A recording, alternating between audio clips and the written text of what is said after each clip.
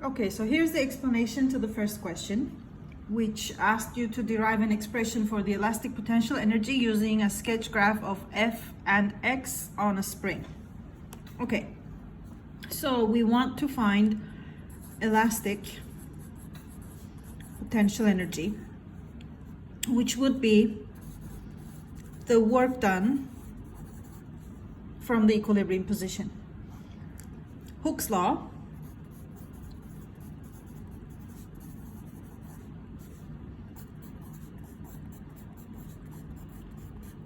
right there, and we know that if the ratio of the y to the x label has a meaning, that meaning comes from the slope of the graph.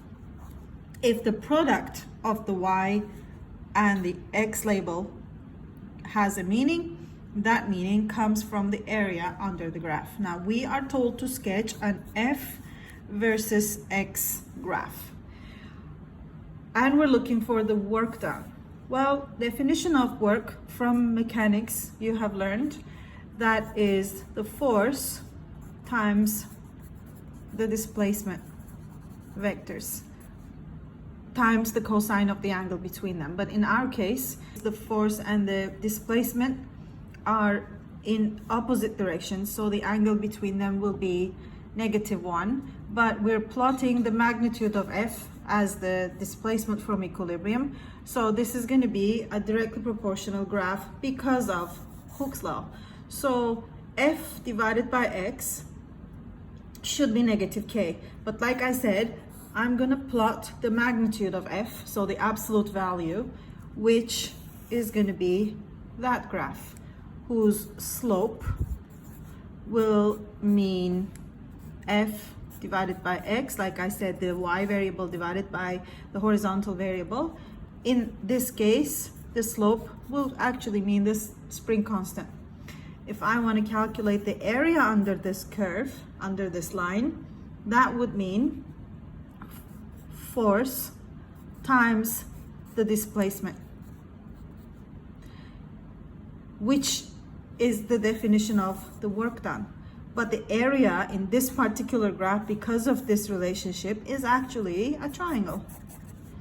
So we're going to divide it by 2 and set this equal to the work done, which is the elastic potential energy stored when a mass is stretched to a displacement x from its equilibrium position.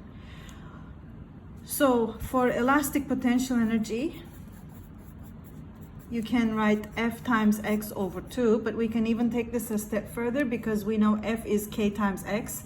So if I replace that with,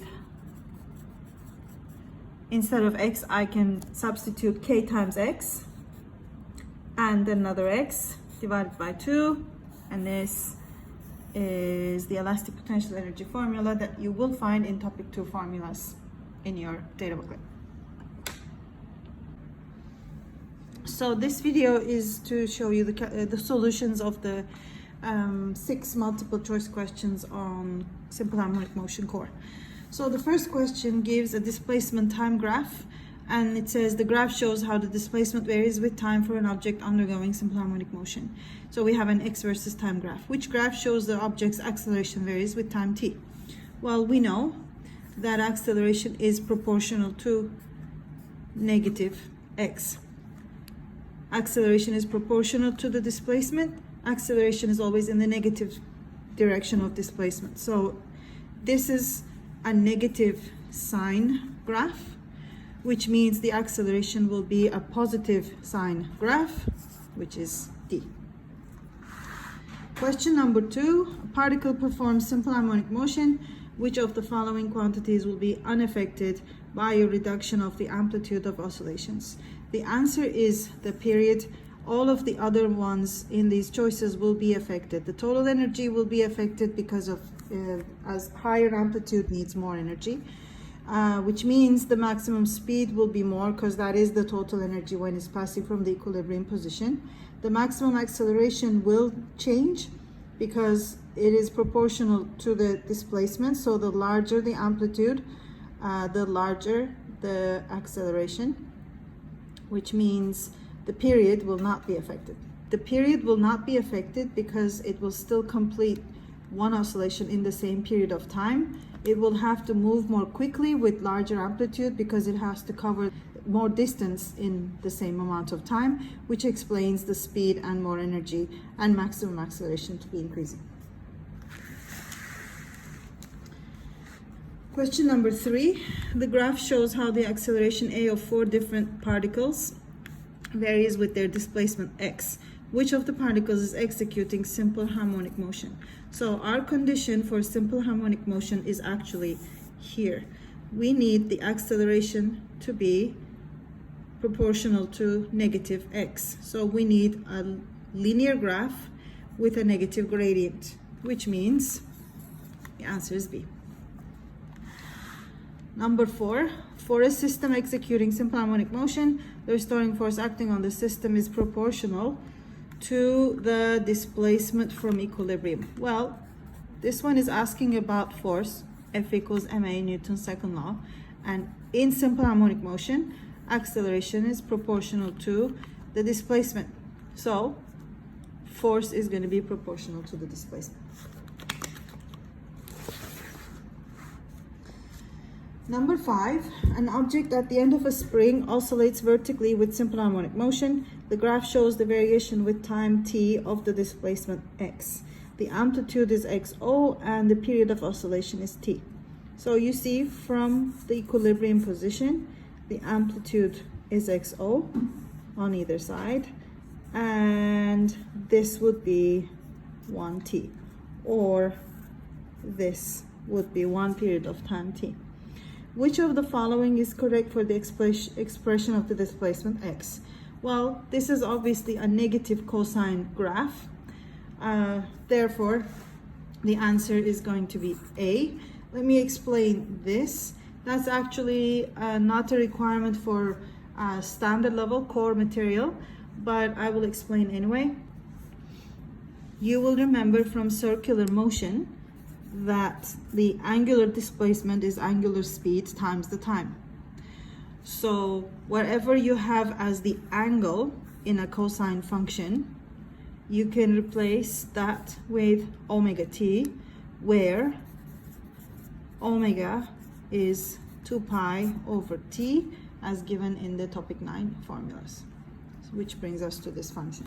The important thing here is to see that this is a negative cosine function, and then really you know the answer. Question number 6. Which of the following graphs shows the variation with displacement x of the speed of a particle performing simple harmonic motion? So we're looking for velocity versus the displacement this time. So first you have to be able to rule out B and C. This relationship cannot be possible because of the origin-intercept. We know at the displacement position, the velocity is maximum. At the amplitudes, it's going to be 0, but when x equals 0, velocity is maximum. So that rules out B and C. The problem with the graph in A is that it continues after maximum displacement. Whereas in simple harmonic motion, once the mass reaches the maximum displacement, its velocity increases in the negative direction, reaches maximum, and then slows down, 0. Speed up in the positive direction, maximum, slow down in the positive direction, maximum. So it has to follow that pattern, which is D. If this looks weird to you, that looking at this going backward, please remember this is not a time graph.